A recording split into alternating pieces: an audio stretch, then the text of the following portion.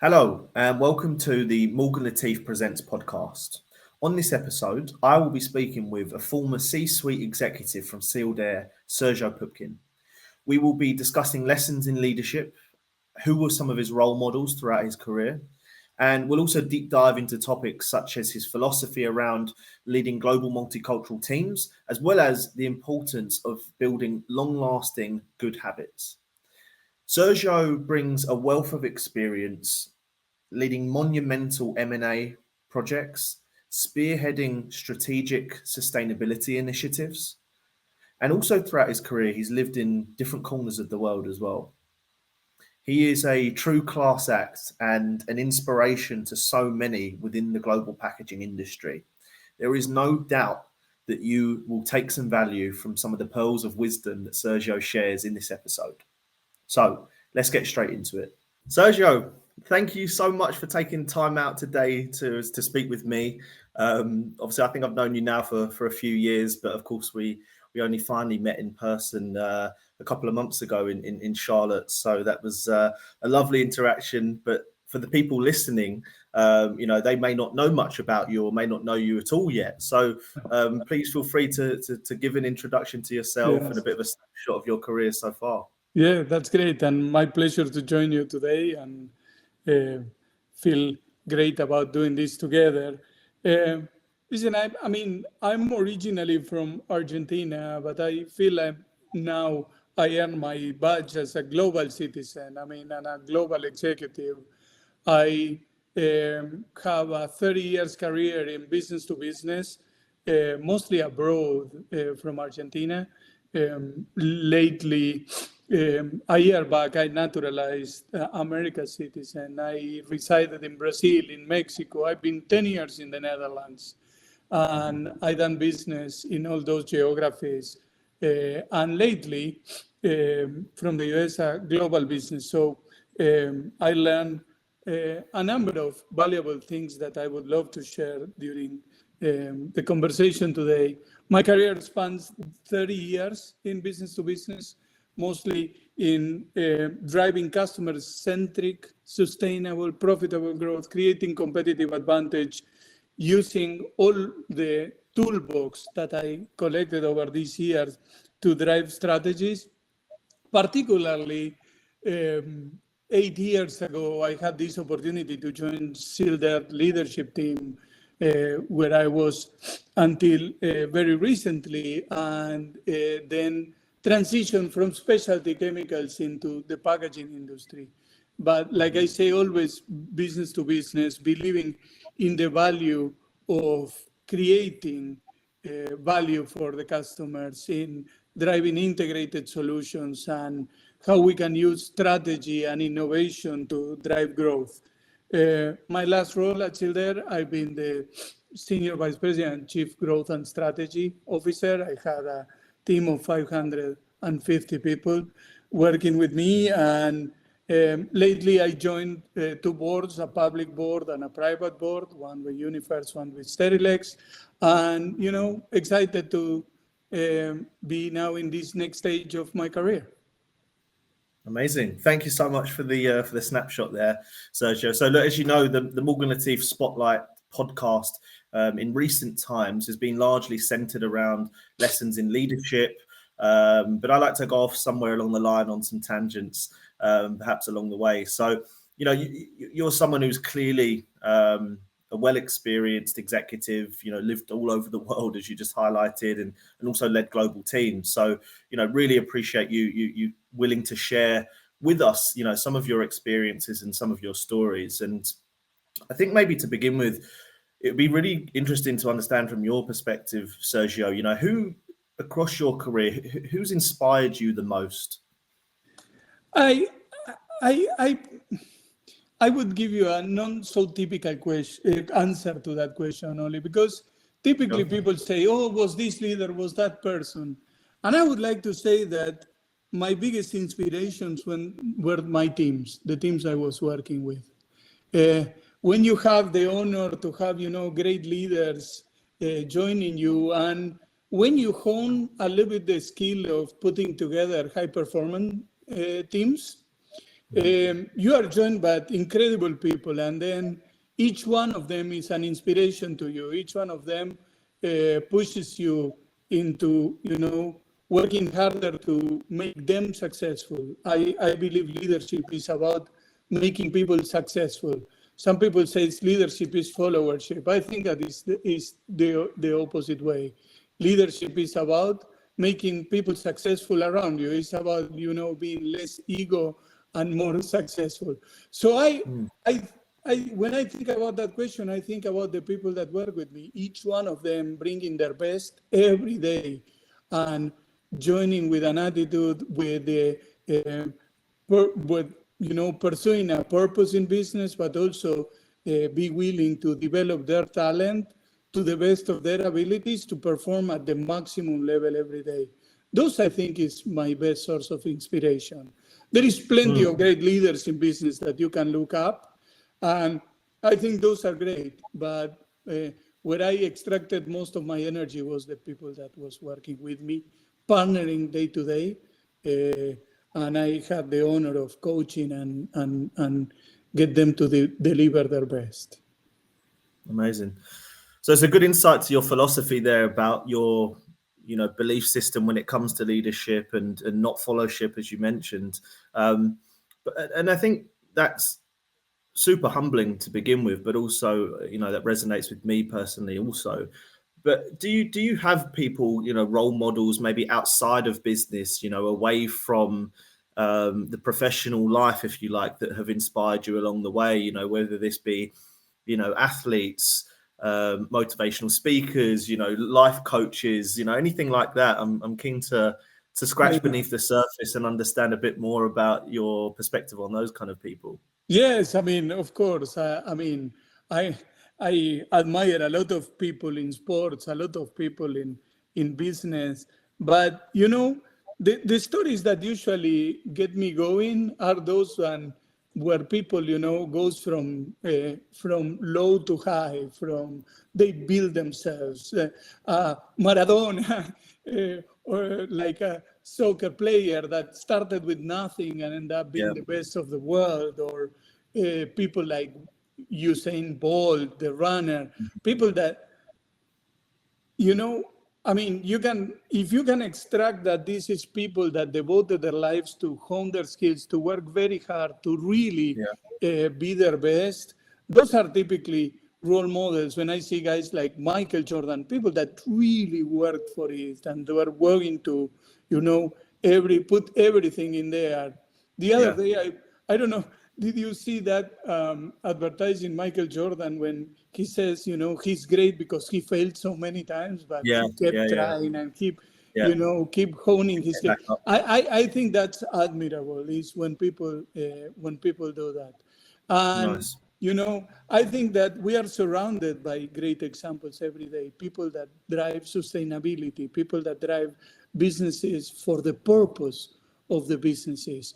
Those are the type of examples that get me going. Nice. Yeah, it's good. You mentioned a few examples there of people outside of the professional world, should we say, that have inspired you. And all of those three people you mentioned have got their own backstories of, really growing up in perhaps difficult environments. And like you said, devoting their life, blood, sweat and tears into what they do to be, true high performers at what they did and be the best of the best. What was life like for you, Sergio, growing up? Did you... right back to when you were a boy, did you show glimpses of being a high performer or the leader that you are today? Yeah, I think that we were a middle class family in a neighborhood in Argentina. I grew up in an environment where you went through school, you went through university, you were aiming to become a good professional. I had the luck of having a number of crossroads in my life where I took the opportunities to make the next step, to take the leap of faith, if you want. And I always believed in the same. I was using as an example, it's really hard work. I think that I don't want to like humility, but I think that when you can combine, and I've seen this in people working with me, you can combine hard work with talent. That's a great combination. And I've been blessed with an ability to do, simplify complex problems. And that helped me throughout my, elementary school, high school, and my, studies of business. And it always helped me. And when I started in business, was that probably what helped me, distinguish is the ability to take whatever I learned theoretically and put it to work and simplify complex problems. Because then you combine that with the ability to work for others, to make others successful, and then people start recognizing you. And as a kid, I wasn't a natural leader. I was a key player. I was a sports person. I played volleyball to high levels, even going through high school and even early college. And it was always working for the team, right? Working for the others. That's always my philosophy. And making sure that I would put the hard work, that I would show up prepared, and I would study whatever I needed to do before getting there. But then, I think that my story is taking the opportunity to, for example, when I was offered my first expatriation, I never thought I would leave my country, Argentina. I thought I would develop there forever. And I took the first one, and then together with the family, we took the second one, and then the third one. And that is, I think, what gave me a little bit of an advantage in business of understanding multicultural environments, being able to leave your natural environment and perform in other environment. You need to have that doses of, humility to say, I'm in a new place. I need to learn from the others. I need to absorb from them, and I need to learn the way and earn my place. And I think that when you go with that attitude, then there is nothing you cannot accomplish. That's, for example, you were talking about models. When I talk with my kids about what's the most important, attitude is the most important. You show up with attitude everywhere you go, willing to go the way and do the hard work to make sure that you come prepared and you deliver on time in full. Definitely. No, you mentioned hard work a couple of times there, and I think it's about this, it's this concoction and balance, if you like, of talent and hard work, and the combination can be omnipotent, right? Yeah. And, there's a saying that hard work beats talent when talent doesn't work hard. Yes. I'm not sure if you've heard that before, but, for me, it's, it's really, really true and again, humbling. But for you, Sergio, across your career of leading teams, have you seen those examples of people where there's a lot of talent within an individual, but they're just not working hard? And then there's people that are nowhere near as talented as them, and they just surpass them and make their way up the ranks, so to speak, quicker. Yeah, in my experience, when you don't work hard or when you don't want to do the hard work, or I always say, plan the work and work the plan. If you don't, play like that, ultimately, it's very hard for you to earn trust.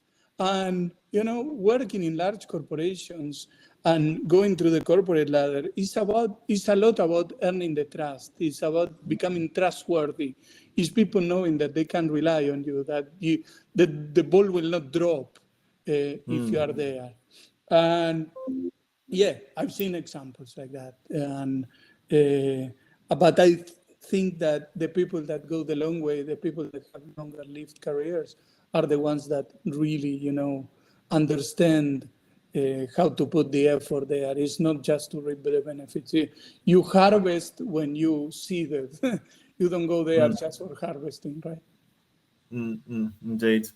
So, look, Sergio, you've been someone who's spent a lot of your career in the packaging industry and kind of chemicals into industry that falls into packaging upstream. But how did you find yourself fall into this industry? How did you find yourself just the packaging? I can imagine that back when you were a boy, maybe after you finished university, you didn't think, I'm going to get into the packaging industry. So I don't think anyone ever really plans for that, in my experience. No, same as chemicals. So when I left college, I wanted to join an international organization and started at SC Johnson in Argentina. Ultimately, SC Johnson, I always say that I've been in 5 companies without changing employer because it's one, merged into other and acquired by other, changes of brands.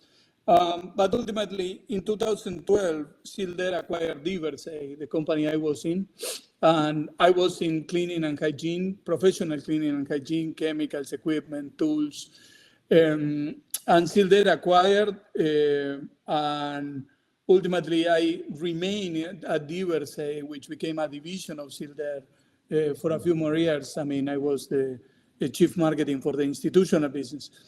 And in 2016, I remember one morning in May, the then CEO calls me and offered me the opportunity to join the leadership team of Silder. And that would entail me working not only in my own division, but also I needed to learn packaging to be able to, support in this new position, which was going to be corporate strategy position. There was the executive at the leadership team, at the executive committee retiring, and I was going to take the place. And I thought long and hard if I could make that step, because at that moment, I said, hey, listen, I mean, I'm not experienced in packaging. I mean, I would need to learn the ropes. And he said, well, but you have all these strategy skills that we can benefit from that in the rest of the business, and would be great for you to try. So, yeah, that came also with moving to the US at the same time. And I decided to take the challenge. Lo and behold, then my first assignment was to separate the Diversey business, and, which we sold to a large private equity. And then found myself with this new opportunity, which was to reformulate the strategy for Silder as a pure packaging player. And that meant that, you cannot formulate strategy without understanding what you are doing to. So that led into a really deep dive into what packaging was, and how you create value for your customers with packaging, and learn the 2 main businesses in packaging of Silder, which were the protective packaging, which was entering the era of e-commerce. So it was a very special time place to understand that. And then the food packaging, which is really at the center of sustainability and food safety and affordability of packaging, and central to the food supply chain. So I deep dive into both, learn the ropes, and we've been since then. I've been 8 years, almost 9 years in packaging, understanding how to innovate, how to create value, how to formulate strategies to grow and drive competitive advantage. Yeah, amazing. And you mentioned one thing within that e-commerce is obviously something that is more recent in more recent times within the packaging industry. Right. It's becoming a flourishing segment for a lot of businesses, particularly through, of course, COVID times. This was something that blew up pretty much overnight for a lot of businesses, and creating new revenue streams, and continues to build in this way. But in your kind of 9-year tenure, Sergio, within the packaging industry, how have you seen the industry evolve? As I said, you've touched upon e-commerce as a huge point of contact there, but where else would you say? Yeah, I think that, of course, I mean, in these 9 years, let's say there is the pre-COVID, the COVID, and the post-COVID. But if I can identify, I mean, if you subtract COVID in particular, which let's hope is only a one-time anomaly, right? Okay. I would say that there were some tectonic forces, if you want. Number one, I would mention is sustainability. Sustainability has become incredibly central to packaging because packaging is fundamental to any product, to bring portability, to present it, to communicate. It's probably the most important communication vehicle that a company can have when commercializing its products. A food product in the shelf needs to have the right communication. Otherwise, it doesn't sell itself. And packaging does all of that, but also extends the shelf life, provides safety, facilitates the supply chain. Packaging has a lot of really, truly important functions for any product. When you go into other things like in consumer products, I mean, the packaging does everything. Is your most important vehicle to convey your product. And therefore, more conscious consumers thinking in sustainability and organizations and our world. I mean, we need to deal with climate change, and packaging has a fundamental role to it. And particularly because ultimately a lot of packaging forms can come in some sort of plastic, either rigid plastics or flexible plastics. And then plastics are incredibly efficient, incredibly useful, but also come with the challenge of, renewability and recyclability, and have all these challenges. And when not properly discarded, they can produce damage to the environment. But when properly treated, they bring incredible advantages and use the least amount of material to convey the product. So number one, sustainability is a conscious consumer, conscious governments, everybody caring for the environment, and packaging need to continue to deliver its form, its function, but in a sustainable way. Part of it is recyclability, part of it is using recycled materials, part of it is using materials that are more sustainable. We've seen the move to fibers, for example, in the protective packaging, and we've seen the move to monomaterials and the move to materials that can be either mechanically recycled or chemically or advanced recycled in food. So all of those are a fundamental change. And I think that we continue evolving towards even compostable. If we can make it home compostable, we will be solving a large problem for the economy. The second one I would like to bring is the kind of inexorable advancement of automation. Automation is becoming ubiquitous, it's everywhere. And automation, together with the intelligence that we can now build into machines, is doing a lot for our customers, for productivity, for the right packaging, for safety for the people, for being able to have the right throughputs. Automation is at the center of making packaging a lot more,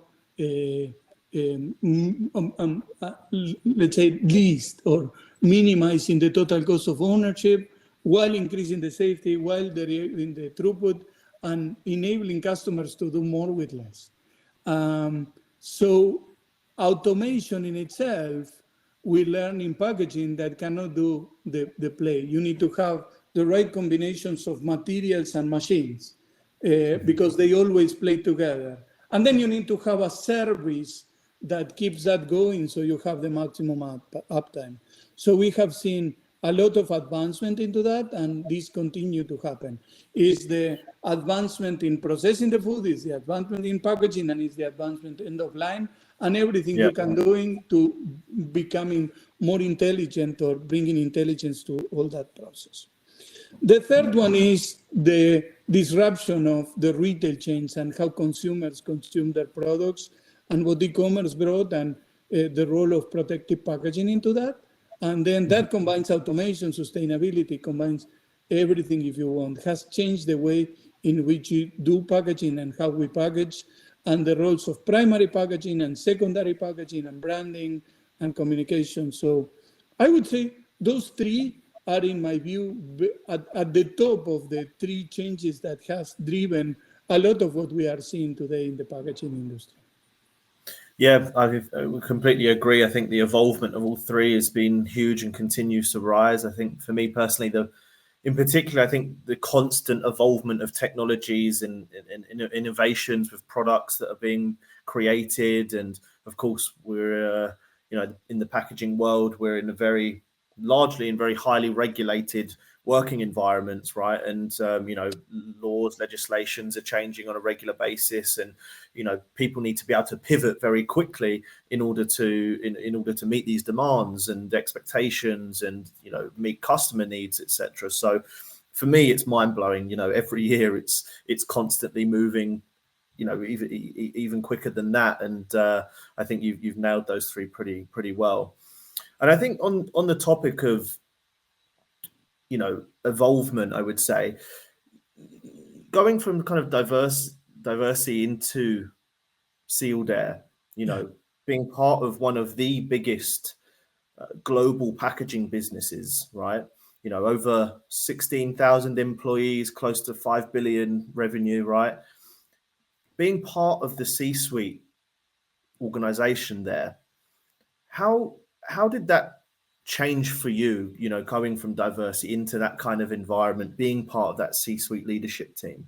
Yeah, that's great. I mean, of course, one of the biggest learnings was coming from a private company into a public company. So understand that a public company has different cadences and different, compliance rules that you need to follow, or you need to follow to different levels, and the structure of having a board and a CEO and, multiple areas of leadership. But to your specific question, which is being part of the C-suite, I think that at Sealed Air or any large company, the C-suite has multiple roles.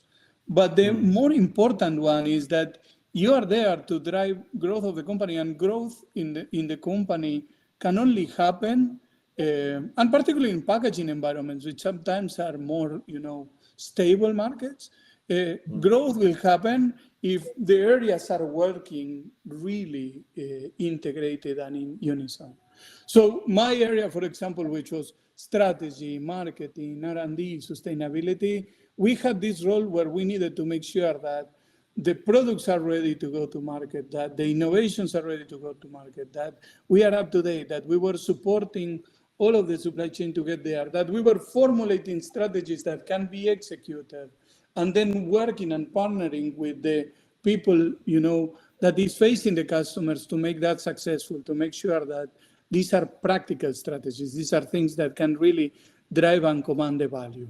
So you understand that you have a role to play, but your own success doesn't mean anything. I mean, you are there for everybody to be successful. And for people to be successful, you need to make sure that you put the things at the right time, with the right amount of work, listening a lot and understanding what the needs are of your internal constituents and your external constituents.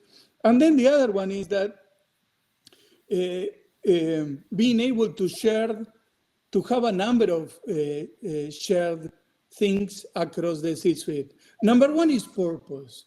If everybody believes in the same purpose, then purpose brings vision, vision drives a plan, plan drives execution. But it all starts from a sharing belief in a purpose of what you are there to do. In our case, we were always says we were there to solve critical packaging challenges and to, make the world better by us being there. And we have that shared belief that we turn into purpose, and then purpose became in a vision. We will lead, we will create value through integrated solutions, and from a vision you go into a plan.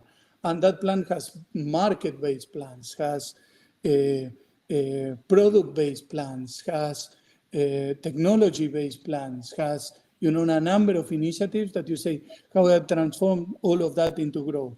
And then, teaming up and getting together, understanding how you will be allocating the capital, allocating your resources, because ultimately strategy is allocating your time to the areas that will drive the growth.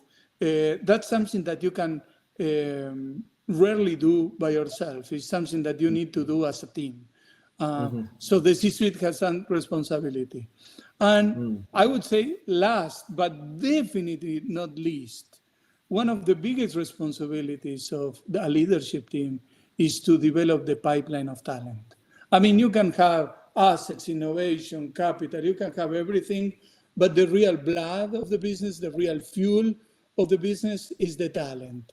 So making sure that you have the right talent pipeline, that you have the right people in the right place, that you are nurturing them, that you are giving them the right challenges, that's not a task of oneself. That's a task of a leadership team. And I remember us taking it as a truly important responsibility to do all of the work to make sure that our talent was fed with the right insights, with the right information, with the right tools, with the right opportunities, and that we were nurturing the potential of people to deliver their best every day and create momentum for the business.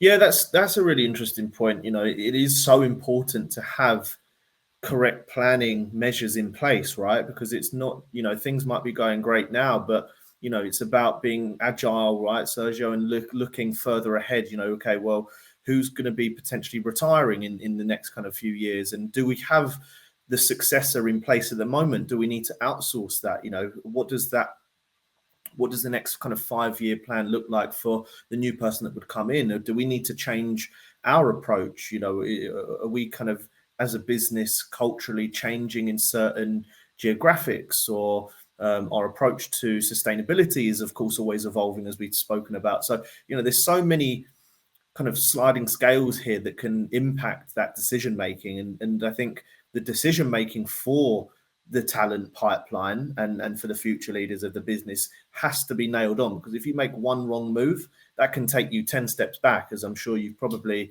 experienced in some degree yourself, right? Yeah. And you know, earlier on we touched on at the beginning about, you know, you've lived in different corners of the world, and you know, you're clearly someone that's obviously led multicultural global teams. And what I want to understand, Sergio, is does your approach to leadership change on that scale when you're leading these global multicultural teams and individuals? Yeah, absolutely. I mean, I think that leaving your motherland, leaving your home country is, I mean, if you want to be successful abroad, you need to go with an open mind. You need to be ready to understand that different things are being done differently in other places, that there are different idiosyncrasies. And you cannot, if you stick to your guns too much, and you are not really open-minded and willing to learn the way that is done locally, or absorb a new culture, or understand the why, what is deeply into the beliefs of the other places, if you are not willing to explore a little bit more, I think you'll have a hard time being away from home for a long time. Making, and I'm so grateful for every country I have lived, have been, you know, my home. I never called it second home. I always call it, had been my homes. I was always grateful, and grateful to the local people that is willing, you know, to help you understand. And I think, you come and you need to position yourself every day that, yes, I'm here to learn. And the more I learn, the more I will be able to contribute. And I can bring also, you know, something that people really like. They say they would like always to see, hey, how do you see that from a different angle? How you would have thought about this if you were not one of us. And it's that diversity of thought that pushes the boundaries, right? Inside a C-suite room, inside a team planning place, inside a business, or even in front of the customers, is having the different perspective, or, you know, asking the diverse question. I always say that there are no stupid questions, there are only stupid answers. So you can always do your own questions, and they can be a little bit of, you know, coming from a different place. And I've been blessed with, you know, living in several countries, so being able to capture a little bit of that. So, and also to explore cultures where, you know, they have very interesting things, from the languages to what they do, to how they do it, to their food, to a number of things that ultimately you bring back to your job, with the ability to, I say, nurture empathy, because you learn to step in the shoes of other cultures, and that helps you look at problems from different angles, and ultimately broadens your toolbox in, problem solving. And the other thing is that it gives you an incredible opportunity to bring people together, because you understand the 2 or 3 or 4 sides of the of the problem, and you can think why in an argument there can be two people different, thinking differently, and you kind of play the role of reconciling or get the best out of, bringing the different perspectives. Yeah, that's good. I like what you mentioned as well about the no such thing as a stupid question, just stupid answers. That's very, very true. Resonates a lot. I think next I want to talk to you a bit about habits. Habits is something I've become fascinated by, implementing new habits, the power of habits, and how changing certain things can have a dramatic and significant effect on you in either a positive or a negative way. And Sergio, do you have any habits, key habits that you've implemented to your kind of day-to-day life that's impacted you in a positive way? And this can be personally, professionally. I'm just keen to get your spin on that. Yeah, I think that, how you say, practice make perfect. So you create habits when you really practice something every day. I think that. Do you believe that? Yeah. Do you believe that practice makes perfect? Because I always think that practice makes progress. Yeah. Well, I like that. Ultimately, if you want to be perfect, you need to progress consistently. But I think that, yes, I agree. And why I mention practice is because when you want something to become a habit, you need to practice it. So you need to do what you say you'll do, and you need to say what you will do, and do it consistently. I do have a number of habits. Do you want to share some? I Do you can, want to of share course. some? Yeah, from how I eat to how I approach problems to how I try to prepare what I will do, to how I read, to how I, look at everything around me when I'm in a meeting, from the body languages of people to trying to really understand what they are saying. I have the habit of trying to understand their backgrounds before they're showing up, and I have the habit to trying to make sure that I understand what will be the discussion about, and that I have the basics of it. I, have the habit of thinking a lot in safety, from how I drive to how we do it in the workplace. I have the habit of making sure that I try to seek first to understand, letting the other person, exhaust the argument, and making sure that I question everything that I not understand, because part of it, part of understanding fully the person that is talking to you is a sign of respect. And I think respect is at the center of everything we do. Yeah, it's interesting. And I think one thing that strikes me with you as well is that, as mentioned, we've known each other a little while now. We've had quite a few interactions and met. And you always come across as very calm, quite pretty laid back, and calm and collected. And I think they're attributes of a great leader, because then you feel secure, I suppose, with someone leading you with that kind of level of calmness. And in the types of roles that you've worked in, how what do you do to keep yourself so calm? What secrets have you got to maybe share with us? Well, I don't think always been like that. I think that calm comes from experience, can come from having been around, can come from having seen situations before, can come from what you learn and what you bring to the table, and developing yourself or your inner self and your own reassurance, right? And you can be reassured when you've done the preparation, when you have the experience, when you understand. I think that can give you calm. But I will be very, how to say, sincere, that I don't think that when I started my career was the same. I think that the tenure provides you with a lot of reassurance, and you need to learn.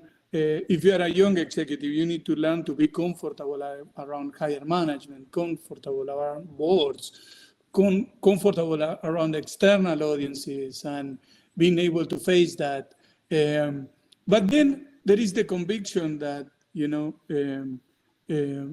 that if you've done the preparation and if you understand what you are talking about, then there is no reason to be nervous. And the other one is to make sure that you make your intentions, well seen, that you are a little bit transparent and people can see that you are there to support.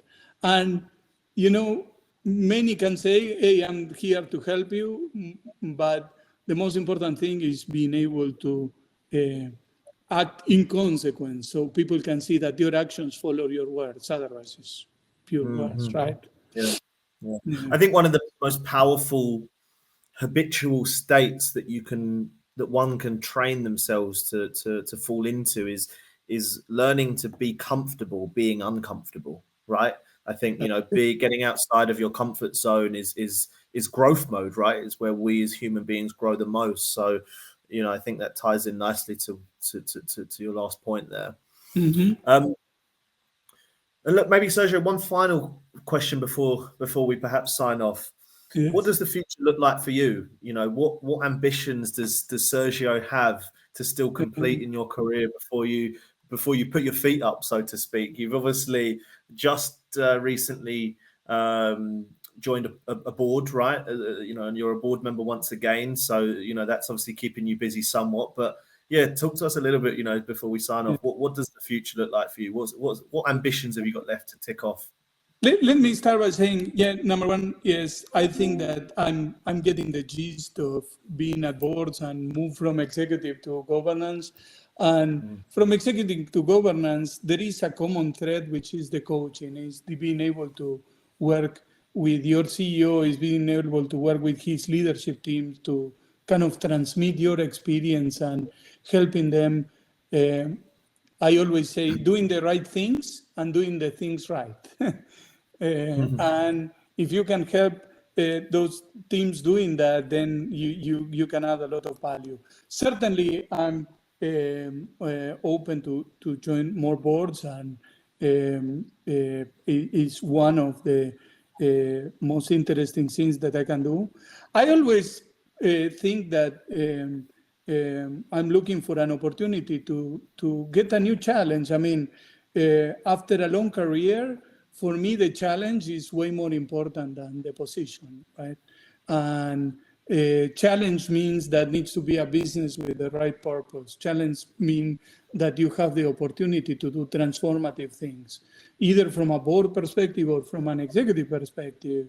You can bring transformations that help, get the world a better place. And for me, that's what I'm looking for, is the right challenges that help me, getting fulfilled by doing the work. Because ultimately, when you grow as an executive, you need to learn how to be fulfilled by doing your work. It's not that you do something to be fulfilled and you do something to work. You need to, ideally, you bring them together. And this is what I'm looking, is those challenges. And those can come in the form of boards, which I enjoy a lot, or can come in the form of a new executive position where I can bring the best that I learned over all this B2B, business-to-business experience and value creation. Well, thank you very much for that. It's super exciting. And of course, I will be on that journey with you somewhat, keeping in touch, and really look forward to seeing how that pans out. But look, Sergio, you've been a class act. Thank you again so much for giving the time today and sharing all these kind of seeds of wisdom and all of the insights. So it's really appreciative, and we'll obviously continue to stay in touch. And I think one final thing to sign off with, that I'd like to ask all my guests on the podcast is, throughout the conversation, you've dropped in a few kind of little quotes here and there, motivational quotes of somewhat. maybe just finally sign off with what for you is the number one motivational quote or inspirational thought that comes into mind with in this regard. No, that's great.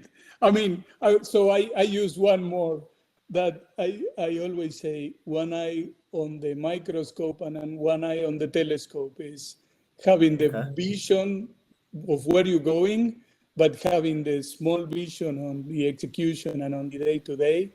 And I always try to do that with my teams, with my people around, is, hey, let's look at where we're going while we look at what we are doing, right? And yes, so I would love also to thank you for this opportunity, Ollie. I truly enjoyed the time with you today. No problem at all. One eye on the microscope, one eye on the telescope. Love that. Sergio, thank you so much. All the best, and we'll catch up soon. Thank you.